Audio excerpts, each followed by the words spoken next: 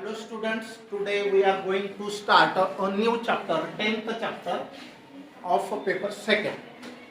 Means this one is the third chapter of second paper and first paper have 7 chapters. There are 7 chapters. Out of 7 we have finished 5 chapters completely. Only 2 chapters of first paper were remaining. Okay, second what is the name of the chapter? Magnetic fields due to electric current. Magnetic fields due to electric current. Current मुळे magnetic field तयार होते. आता 10th मध्ये तुम्ही शिकले असणार effects of electric current. Electric current मुळे कोणते कोणते इफेक्ट होतात, परिणाम होतात. मग पहिला परिणाम कोणता होता? Suppose a current is moving through a wire. What happens? Around that wire, magnetic field is produced. This is called as magnetic field. This is called as magnetic effect of electric field. Wire मधून electric current गेलं असता, suppose ही wire current जात आहे, तर तिच्या around magnetic needle किंवा चुंबक सूची म्हणतो आपण, ती डिफ्लेक्ट होते की नाही, 10th मध्ये शिकलेले. तर वायर मधून करंट गेलं असता त्या वायरच्या अराउंड एक फील्ड तयार होतं, मॅग्नेटिक फील्ड. आणि हा जो परिणाम आहे असं घडण्याला त्याला आपण magnetic effect of electric current असं म्हणतो. त्याच्यानंतर इलेक्ट्रिक करंट गेल्यामुळे केमिकल चेंजेस पण होतात, त्याला आपण chemical effect of electric current म्हणतो. Magnetic effect of electric current, chemical effect of electric current. आणि अजून एक इफेक्ट 10th मध्ये 11th मध्ये आपण घेतलेला आहे. कोणता आहे बरोबर? असे 3 इफेक्ट आहेत. पैकी केमिकल इफेक्ट आपण आपल्या 11-12च्या सिलेबस मध्ये नाही, 2 मात्र आहेत. एक मॅग्नेटिक इफेक्ट तर आहेच, अजून एक आहे. तर आज आपल्याला फक्त मॅग्नेटिक इफेक्ट बघायचा आहे. तर magnetic effect of electric current म्हणजे इलेक्ट्रिक करंट वायर मधून पास झाल्यावर त्या वायरच्या अराउंड मॅग्नेटिक फील्ड तयार होणे, यालाच magnetic effect of electric current असं म्हणतात. आता बघा, कॅन यू रिकॉल म्हणजे आठवण करा, म्हणजे हा पार्ट झालेला आहे 10th मध्ये. तर a magnetic field is produced around a wire. वायरच्या अराउंड, समजा ही एखादी वायर आहे आणि तिच्यामधून करंट आय फ्लो होत आहे, तर तिच्या अराउंड मॅग्नेटिक फील्ड तयार होतं असं स्पायरली. ही वायर आहे, तिच्यातून करंट असं जात आहे, तर तिच्या अराउंड काहीतरी अंतरापर्यंत मॅग्नेटिक फील्ड तयार होतं. हे अंतर किती अंतरापर्यंत मॅग्नेटिक फील्ड तयार होणे हे कशावर डिपेंड करतं? Strength of electric current. जर 1 एम्पियरचं इथपर्यंत मॅग्नेटिक फील्ड तयार करत असेल तर 2 एम्पियर अजून थोडंसं जास्त, 3 एम्पियर अजून थोडंसं जास्त. आणि म्हणून ज्या वायर्स मधून, इलेक्ट्रिक वायर्स मधून करंट जात असतो, त्या करंटने मॅग्नेटिक फील्ड कुठपर्यंत तयार होईल त्याचा अंदाज घेऊन इंजिनियर्स लोकांनी त्या 2 तारांमधलं अंतर डिसाईड केलेलं असतं. आपल्या गल्ली बोर्डातली जी तार आहे, इलेक्ट्रिक तार, ती 230 किंवा 250 व्होल्ट मॅक्झिमम असते. आपल्या घरात येणारी ही जी इलेक्ट्रिसिटी ही किती व्होल्टची आहे? 230 किंवा 250, बरोबर की नाही? त्याच्यानंतर आणि यांचे तार जवळजवळ असतात, कारण मॅग्नेटिक फील्ड फार लांब नसतं 250 व्होल्ट जरी असेल. नाहीतर ते मॅग्नेटिक फील्डमुळे काय होतं, 2 तारा त्या फील्डमुळे, अट्रॅक्शन रिपल्शनमुळे, अपोजिट डायरेक्शनला असेल तर रिपल्शन होतं, 11वी मध्ये झालेलं आहे आपलं. सेम डायरेक्शनला दोघांमधून करंट जात असेल तर अट्रॅक्शन होऊ शकतं आणि त्यांचं शॉर्ट सर्किट ऑटोमॅटिक होऊ शकतं. वारा नाही आला तरी पण ते वायर शॉर्ट सर्किट होऊ शकतात. मग असं घडायला नको म्हणून त्या 2 तारांमध्ये काहीतरी अंतर ठेवावं लागतं. एकदम जवळ असतील चालणार नाही. त्याच्यानंतर अजून ट्रायंग्युलर लाईन जाते बघा, 3 तारे, एक वरती असतो आणि खाली 2 असतात. 3300 व्होल्ट असते तिच्यामध्ये आणि त्याच्या बोर्डवर खतरा धोका काहीतरी वाचलं असेल बोर्ड, ती 3300 व्होल्टची असते. आपल्या गल्ली बोर्डात जी येते ती 250 व्होल्टची आहे. आणि याच्याही पलीकडे यांच्यामधलं अंतर फार दूर असतं हा आपल्या गल्लीबोळातल्या तारांपेक्षा. ऑब्झर्व करा तुम्ही. हा मेन लाईन म्हणतात तुम्ही तिला, काय म्हणतात, मेन लाईन. आणि ती डीपीला येते. मग तिथून आपला जो ट्रान्सफॉर्मर असतो, डीपी म्हणजे ट्रान्सफॉर्मर, स्टेप डाऊन ट्रान्सफॉर्मर असतो, तो स्टेप डाऊन करतो म्हणजे व्होल्टेज लेवल कमी करतो, दाब कमी करतो. तर अजून टावर लाईन जी असते बघा, टावर, त्यांचे तार तर फारच उंच असतात. म्हणजे आपले मोटार गाड्या वगैरे, मालट्रक हेवी लोडेड असतील लांबपर्यंत, त्यांनाही त्रास नको व्हायला. आणि तिथून जवळपास जर गेले टावरच्या जवळपास, तर तुम्हाला हमिंग साऊंड ऐकू येतो. म्हणजे त्या तारमधून अतिउच्च दाबाची इलेक्ट्रिसिटी, हाय व्होल्टेज, दाब म्हणजे व्होल्टेज ची इलेक्ट्रिसिटी पास होत असते. मग त्यांचं मॅग्नेटिक फील्ड पण फार लांब असतं, डेंजर तार असतात. त्याचं तर मला वाटतं तो तार खूप जाड पण असतो, खालून आपल्याला बारीक दिसतो तो लांबून, पण ॲक्च्युअलमध्ये पाहिला तर खूप जाड असतो. आणि त्याच्या काहीतरी 4-5 फूट आपण लांब राहिलं तर आपल्याला काही होणार नाही, 5 फुटापेक्षा जास्त. जवळ जर केले तर केस उभे व्हायला लागतात, माहिती आहे ना शॉक कसा लागतो. आणि जवळ घेतला त्याला तर राग करूनच सोडतो, बुकटच खाली पडेल त्याची, इतकी डेंजर आहे ही. आपली रेल्वे लाईनची पण तसंच असते. हां, तिथं लिहिलेलं असतं खतरा धोका 25,000 50,000 व्होल्ट्स. डेंजर असते, जितकं व्होल्टेज जास्त तितकी डेंजर असते. बरं, जाऊ द्या. तर आपल्याला हे माहिती आहे की when a current is flowing through wire, then magnetic field is always produced around the wire. So this fact we have seen in 10th. A magnetic field is produced. Field तयार होणे म्हणजे क्षेत्र, ते काही दिसत नाही, ते क्षेत्र फील्ड दिसत नाही. मग कसं काय जाणवलं? चुंबक सूची म्हणजे मॅग्नेटिक निडल जवळ ठेवली असता ती डिफ्लेक्ट होते, त्याच्यावरून तिथं फील्ड असावं हे निश्चित झालं. हे कोणी आपल्याला सांगितलं डिस्कवर करू? नाही, ओव्हरस्टेड वगैरे. तर a magnetic field is produced around a wire carrying current. जी वायर करंट कॅरी करत आहे, हा, नाही तर करंट कॅरिंग वायर नाहीये, करंटने जाते तर मॅग्नेटिक फील्ड नाही. आता करंट म्हणजे काय असतो? Rate of flow of charges असतो, इलेक्ट्रॉन्सच जात असतात. Rate of flow of charge, so many charges at a time they are moving. जसं पाणी वाहतं नदीमध्ये, कितीतरी molecules of water are moving, तसं वायरमधून so many charges are moving. म्हणजे चार्ज जर जात असेल त्या रस्त्याने, ज्या पण रस्त्याने तो जात असेल, आता वायरमधूनच जाऊ शकतो तो, तर त्याच्या अराउंड मॅग्नेटिक फील्ड तयार होतो, magnetic field. So this is called as magnetic effect of electric current. यालाच म्हणतात. किती सोपं आहे, समजलं की नाही? वायरमधून करंट जात असेल तर त्या वायरच्या अराउंड मॅग्नेटिक फील्ड प्रोड्यूस होणे, तयार होणे, निर्माण होणे, यालाच आपण magnetic effect of electric current असे म्हणतो. आता याच्यासाठी 2 रूल नेहमी आपल्याला कन्फ्यूज करतात. कोणते? राईट हँड थंब रूल आणि लेफ्ट हँड रूल. हा फ्लेमिंग्स लेफ्ट हँड रूल. आता हे कशासाठी आहे? आता राईट हँड थंब रूल हा मॅग्नेटिक फील्ड ची डायरेक्शन डिसाइड करणारा रूल आहे. आता ही लँग्वेज थोडीशी बुक मधली थोडी डिफिकल्ट आहे. ऍक्च्युअली ओल्ड बुक्स मध्ये ही सिंपल लँग्वेज होती, ही थोडी कॉम्प्लिकेटेड करून टाकली. पण जर तुम्ही, मी आता बोलतो ती लँग्वेज मध्ये पण लिहून टाकलं तरी you will get full marks. What is right hand thumb rule?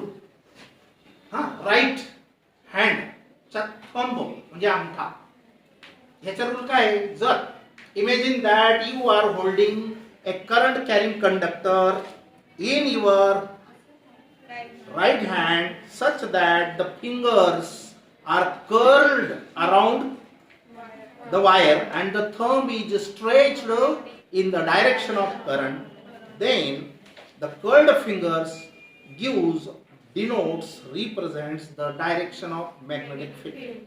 सोप्या भाषेत मी सांगितलं तेच इथं फक्त इकडे तिकडे करून टाकले. समजलं की नाही? हा कंडक्टर आहे, करंट असं जात आहे समजा, ही एरो डायरेक्शन. तर आता इमॅजिन का शब्द वापरलेला आहे, नाही ते एखादा खरंच करंट जाणाऱ्या तारला हात लावू शकतो. त्यांनी काय सांगितलं, फक्त इमॅजिन असं गृहीत धरा मनामध्ये की धरलाय असं, तर ओरिजिनल मध्ये नाही धरायच्या, काही पण होऊ शकतं, काही पण काय म्हणजे डेंजर आहे, समजलं. म्हणून हा इमॅजिन वर्ड आहे. तर इमॅजिन दॅट, गृहीत म्हणजे मनातल्या मनात कल्पना करा की that a current carrying wire, एक वायर आहे ती किती पण जाड बारीक असेल, तिच्यामधून करंट जात आहे. करंट कॅरिंग वायर म्हणजे करंट वाहून नेणारी, चालू आहे करंट तिच्यामध्ये. इज ग्रॅब्ड, ग्रॅब्ड म्हणजे होल्ड. आता हा शब्द त्यांनी नवीन टाकलाय, हा पहिल्यांदाच मी पण पाहतो टेक्स्ट बुक मध्ये. ग्रॅब्ड म्हणजेच काय, होल्ड.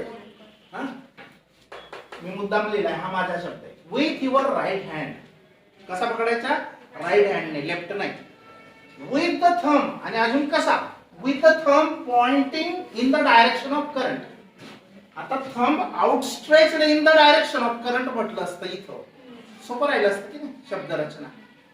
पण जसं आहे तसं तुम्ही आपल्या स्वतःच्या भाषेत लिहिलं तरी काही प्रॉब्लेम नाही. हा, कसं पकडायचं मग त्या वायरला, grabbed, thumb pointing in the direction of current, current जाण्याच्या दिशेला तुम्ही थंब ठेवा. Then your fingers curled, curled म्हणजे असे वाढलेली बोटे, around in the direction of magnetic field. तर वाढलेली बोटे ही काय असतील, मॅग्नेटिक फील्डच्या डायरेक्शनला असतील, असं म्हणते. सारखाच अर्थ आहे.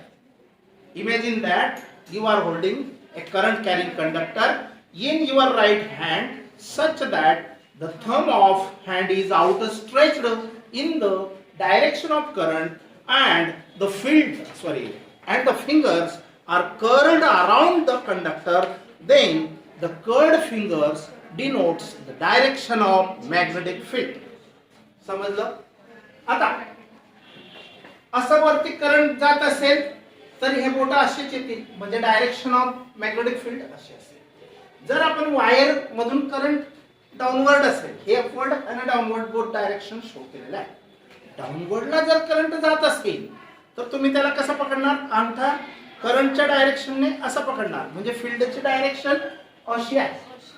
हा, अशी आहे. समजला याचा अर्थ. आता हा रूल समजला. हा कशासाठी, मॅग्नेटिक फील्डची डायरेक्शन डिसाइड करण्यासाठी. करंट कोणत्या डायरेक्शनला पाठवलं तर मॅग्नेटिक फील्ड कोणत्या डायरेक्शनला तयार होईल, त्याच्यासाठी हा रूल आहे. बरोबर. आता फ्लेमिंग लेफ्ट हँड रूल हा फोर्स साठी आहे. कशासाठी आहे, फोर्स. लक्षात ठेवा. हा, लेफ्ट हँड आणि राईट हँड मध्ये, नाही तर हात इथं तो इथं असं नको आहे. Fleming left hand rule. तर काय बघा, इफ वी स्ट्रेच, एवढा रूल आहे. If we stretch the index finger, index म्हणजे पहिलं बोट, फर्स्ट फिंगर पण म्हणतात, इंडेक्स पण म्हणतात. इंडेक्स काय म्हणतात, कारण बऱ्याच गोष्टी दाखवण्यासाठी हाच जास्त वापरला जातो, index. If we stretch the index finger, लक्ष द्या, इफ वी स्ट्रेच म्हणजे ताट केलं काय, इंडेक्स फिंगर, नंतर मिडल फिंगर, मिडल पण हे मिडल आहे मधलं, अँड द थंब म्हणजे हे तीन बोट ऑफ लेफ्ट हँड, राईट नाही बरं, लेफ्ट, माझ्याकडनं पण चुकलं होतं, राईट, लेफ्ट हँड. समजलं इतका part. If we stretch the index finger, middle finger and thumb of left hand, पण कसे स्ट्रेच केले, mutually perpendicular to each other, की ते तिघ एकमेकांना परपेंडिक्युलर असतील. म्हणजे याला हा परपेंडिक्युलर, इथं हा 90चा अँगल आहे, हा आडवा आणि हा उभा. 90चा अँगल पण बऱ्याच लोकांना समजत नाही, एक आडवा आणि एक उभा. बऱ्याच लोकांना 90 अँगल पण समजत नाही. परपेंडिक्युलर ना, याला हा परपेंडिक्युलर म्हणजे 90चा अँगल, याला हा परपेंडिक्युलर, एक आडवा आणि एक असा त्याला आडवा अजून क्रॉस, हा 90चा अँगल, आणि यांच्यामध्ये पण 90चा अँगल आहे. खरं पाहायला गेलं हे छोटंसं पाहिजे, हे पॉइंट असं, तर यांच्यामध्ये 90चा. म्युच्युअली म्हणजे परस्पर. हा, तर लक्ष द्या, mutually perpendicular to each other such that, कसे म्युच्युअली परपेंडिक्युलर? सच दॅट, म्हणजे अशा प्रकारे की the index finger points along the direction of magnetic field. हा इंडेक्स फिंगर कोणत्या डायरेक्शनला घ्यायचा? Direction of magnetic field. Index finger, हा हे मॅग्नेटिक फील्ड आहे.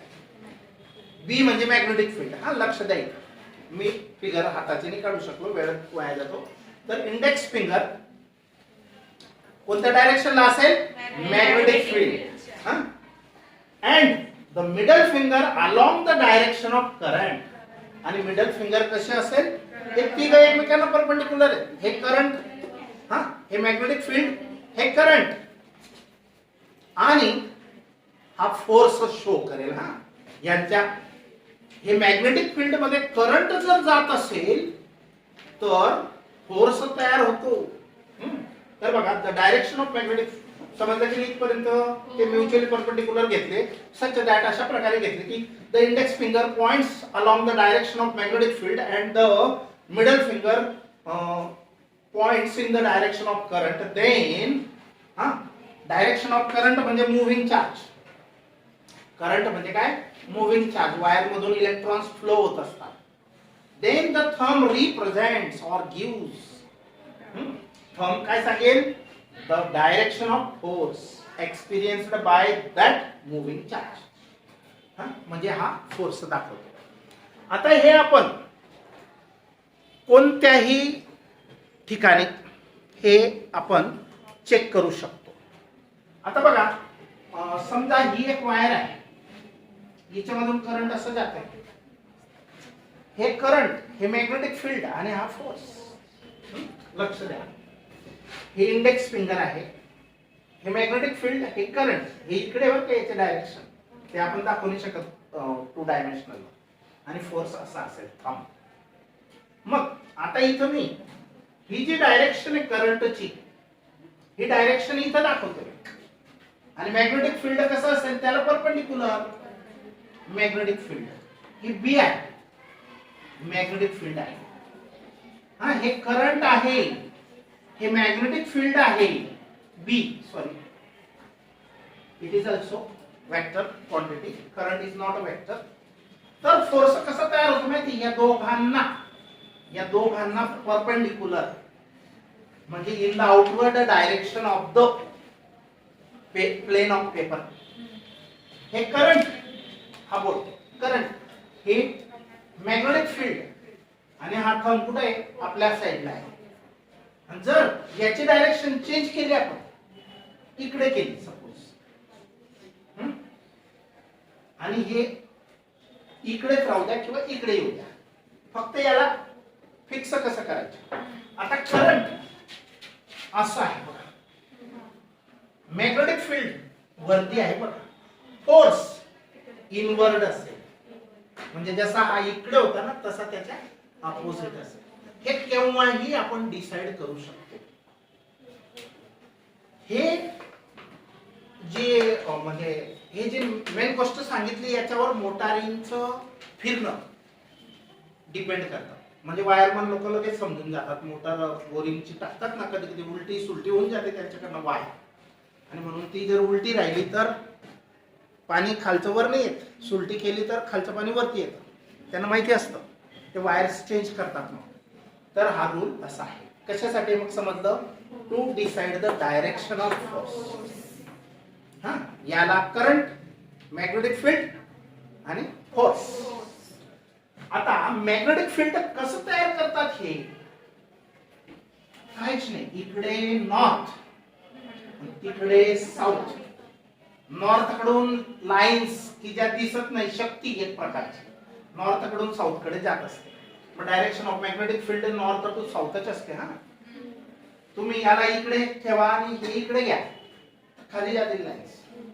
मग त्यांची डायरेक्शन, या करंटची डायरेक्शन, हे दोघं मेन गोष्टी. आणि मग हा अंगठा आपल्याला फोर्सची डायरेक्शन सांगेल. सोपं आहे की नाही? किंवा आपण डिसाइड करू शकतो, आणि ती गरज येणार आहे पुढे. बरं, आता पुढचा पार्ट आपण इम्पॉर्टंट आहे, हा फक्त बॅक नॉलेज आहे. हा, हे माहिती असणं गरजेचं आहे, कारण याची गरज येणार आहे दोघांची कुठंतरी. Magnetic force. What is Lorentz force and obtain equation for the Lorentz force law. आता हे इक्वेशन जे आहे हे लॉरेंज फोर्स लॉ आहे. काय झालं? लॉरेंज फोर्स लॉ आहे. हा, लॉरेंज फोर्स लॉ आहे. हा, लक्ष द्या, 2 मिनिटात आपण कव्हर करू. What is Lorentz force? Obtain equation for the Lorentz force किंवा लॉरेंज लॉ. वेन हा लॉरेंज फोर्स कोणाला म्हणतात बघा. हेच इक्वेशन इथं सांगायचं आहे. हा इलेक्ट्रिक फोर्स आहे, force due to electric field, आणि हा force due to magnetic field आहे. या दोघांची सम केली, क्यू कॉमन घेतला, तर हे इक्वेशन असं बनतं. आणि या दोघांच्या समला लॉरेंज फोर्स असं म्हणतात. बस, हे इलेक्ट्रिक फोर्स आहे, force due to electric field आणि force due to magnetic field. हा, किती सोपं आहे बघा. हेच इथं सांगितलंय, लक्ष द्या, don't waste our time. When a charged particle moves, आता आपण करंटची डायरेक्शन अशी घेतली म्हणजे चार्जेस त्याच्यामधून इकडून तिकडे जात आहेत ना. सिंगल चार्ज असो का लाखो चार्जेस असो, 1 कुलम चार्ज असो, पण चार्जेस जात आहेत ना. मग बघा, व्हेन अ चार्जड पार्टिकल म्हणजे इलेक्ट्रॉनच moves through a region. Charged particle एखाद्या रिजन म्हणजे इलाक्यामधून तो जातो, म्हणजे वायर मधूनच जातो तो, सहसा असा मोकळा नाही जात. हा,